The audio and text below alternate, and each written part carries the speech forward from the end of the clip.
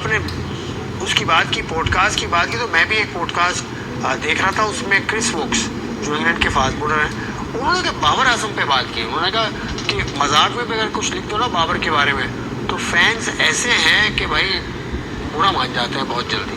वो ये बाबर के बारे में इसने ये क्या है, किंग बाबर उसने कह दिया था, वो जो बॉलर जिसको बाबर ने मारा था, शॉट खेला था मोल्डर, किंग बाबर कह दिया, तो उस पर तो आवाम की मतलब क्या है बाबर। आप देखिए क्या की बात नहीं है, लोग उसको पसंद करते हैं भाई, पसंद करते हैं, ठीक है, लेकिन लॉजिक की तो बात करो यार।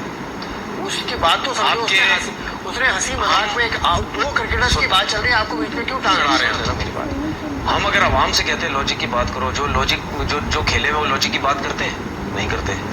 जो खेले में जिस फील्ड के बंदे वो लॉजिक की बात करते हैं, तो पर्सनल होकर बात करते हैं उसके लिए। देखिए उसको लोग पसंद करते हैं। अब हमें भी पता है कि जो लोग पसंद करते हैं उसमें से ये समझ ले 50% क्रिकेट को समझते होंगे, 50% सिर्फ पसंद करते हैं कि जी बाबर बाबर बाबर। और ये आपको भी पता है, ये मुझे भी पता है। अगर आप सोशल मीडिया में बाबर के अगेंस्ट बात कर दो, लोग आपके पीछे पड़ जाएंगे। अगर आप कहीं किंग बाबर कह दो, कोई ऐसी हो, वो किंग बोलना शुरू हो जाते हैं। ठीक है, तो उसको लोग पसंद करते हैं। ठीक है, अब लोगों को भी तकलीफ होती है कि अगर आप उसके साथ जिस तरीके से लेके उसको चल रहे हैं, लोगों को प्रॉब्लम होती है। और ये सिर्फ पाकिस्तान में नहीं, अब क्रिस वॉक्स ने बात की, जो और लोग भी हैं, जितने और क्रिकेटर्स भी हैं, वो भी समझते हैं कि बाबर आजम एक प्लेयर है। और ये जो हम अपने पाकिस्तान से हट के जितने भी जो सोच रखते हैं ना, ये हमारे पाकिस्तान के लोग जो जिन्होंने क्रिकेट खेली भी है या नहीं भी खेली है, इनसे बाहर अगर आप दूसरी कंट्री में जाके देखेंगे ना, वो एक रिस्पेक्ट देते हैं, बाबर को रिस्पेक्ट देते हैं कि नहीं यार वो एक प्लेयर है। आप देखें, मैं चैलेंज के साथ बोल रहा हूँ आज शो में बैठ के, दुनिया का जितना बड़ा प्लेयर भी है ना, जितना बड़ा लेजेंड है, उसने अगर एक ने मुझे कह दिया ना कि बाबर को स्टेट में उठा के दूध से मक्खी की तरह फारिग कर दो, मैं मान जाऊंगा। मतलब लेजेंड क्या होना, उसका लेजेंडरी स्टेटस होना जरूरी है।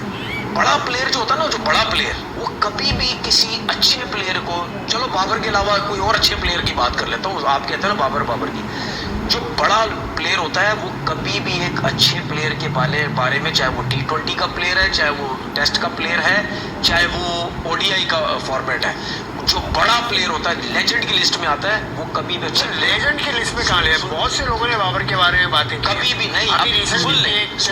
उन्होंने कहा कि सरफराज की जेब में होता था। सुन ले, लेकिन लेजेंडरी स्टेटस की आपने बात देखिए, बात सुने, मैं इस किस्म की बातें जो है ना, मैं ना ध्यान देता हूँ, ना मैं इन चीज़ों के ऊपर जवाब देना चाहता हूँ। आपने मुझसे सवाल किया, मैं अब अपनी बात कर रहा हूँ। देखिए वो कभी भी ये नहीं बोलेगा इसको उठा के फेंको, वो पता क्या बोलेगा, वो लॉजिक देगा, वो उसके बारे में बात करेगा कि नहीं प्लेयर अच्छा है, नहीं अगर खेल पा रहा, इसको इस चीज़ों की बेहतर करने की जरूरत है। मैं फिर जावेद भाई की बात के ऊपर आऊँगा।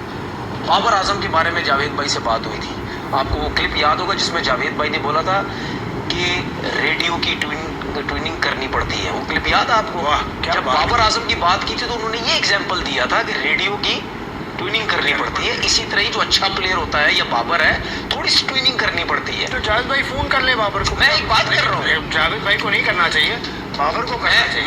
मैंने आपसे क्यों बोली कि जितना बड़ा लेजेंड है वो कभी भी अच्छे प्लेयर को ये नहीं बोलेगा इसको उठा के साइड में फेंको। आप मशवरा दें, यूनुस खान से बात कर ले, यूनुस खान भाई से बात कर ले। यूनुस खान को कभी आपने सुना कि बाबर आजम के बारे में बोला इसको उठा के T20 से फारिग कर दो, जैसे हमारे लोग उठा के कर देते हैं, या रिजवान को कर दो? आप किसी भी जगह सुन लो, कुछ बोलते हैं ना। हमेशा यूनुस खान ने ये बोला है कि यार अगर उसमें चीजें बेहतर हो सकती है आप करें, वो बड़ा प्लेयर, अच्छा प्लेयर हमें जरूरत है।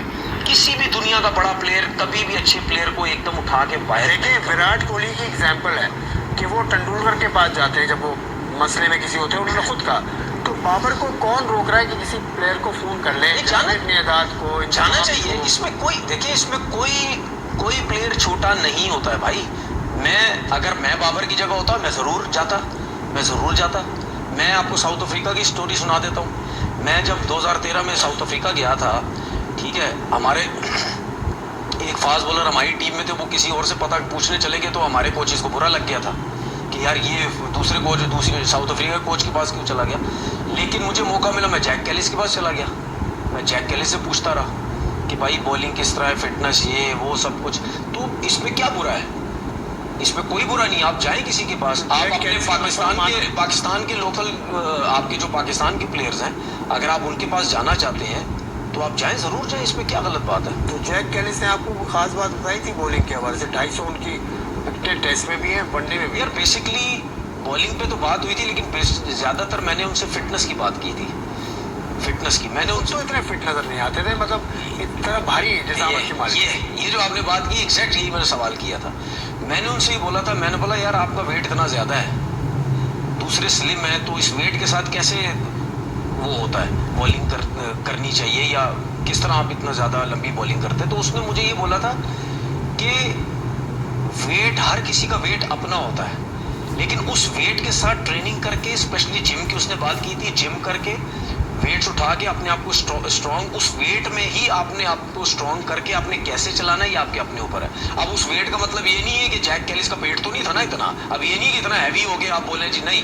अगर आप दूसरों से चौड़े हैं, थोड़े हैवी हैं, स्लिम नहीं है, तो आपने अपने वेट में रह के किस तरह ट्रेनिंग करनी है, किस तरह बॉलिंग करनी है, मैं ये उससे मैंने पूछा था, तो उसने इस तरीके से जवाब दिया। चलते चलते आखिरी बात ये कि मोहसिन नकवी साहब जो चेयरमैन है पाकिस्तान क्रिकेट बोर्ड के, उन्होंने आज मुलाकात की है सामू हक से, जो पाकिस्तान के लेजेंडरी टेनिस प्लेयर हैं। उसके अलावा आज की जो पाकिस्तान टेनिस नेशन लग जाती, तो वो फिर यही कोशिश करता है कि गवर्नमेंट के लोगों से मिला जाए, अपने लिए कोई ऐसी जगह मिल जाए, हम वो जगह ले लें, वहाँ पे अपना टेनिस कोर्ट बनाए, मेरे नाम से बने, फिर उसके बाद हम कोचेज वगैरह करें, कोच करें बच्चों को, ये बाहर से कोचेज ला के बच्चों को ट्रेन करें।